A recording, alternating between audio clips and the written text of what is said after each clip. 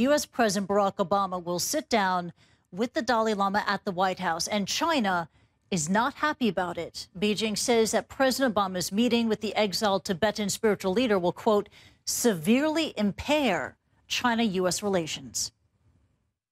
Chinese government's position on Tibetan issues has been clear-cut and consistent. And I also want to point out that we're opposed to any foreign leaders meeting with the Dalai Lama.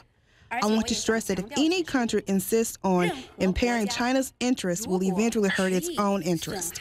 We urge the U.S. immediately cancel the meeting in order to prevent further damage to China-U.S. relations.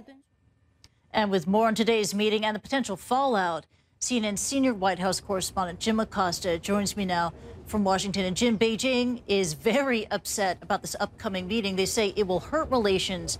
Does the White House think that is a real risk here?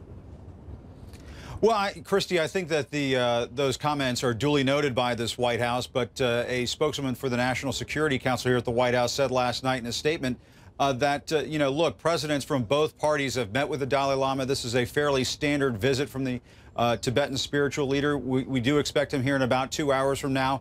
And one thing that the White House has said is that they have taken notice of what they call a deteriorating human rights situation in the Tibetan region. And let me show you a statement that NSC spokeswoman Caitlin Hayden put out to reporters last night. It says that the United States supports the Dalai Lama's middle way approach of neither assimilation nor independence for Tibetans in China. The United States recognizes Tibet to be a part of the People's Republic of China, and we do not support Tibetan independence. The United States strongly supports human rights and religious freedom in China. And so one thing that we are going to be watching here at the White House, Christy, is this visit between the president and the Dalai Lama, whether or not, press will be allowed in. At this point, cameras are not going to be allowed into that meeting, so we're going to be only getting a readout at this point.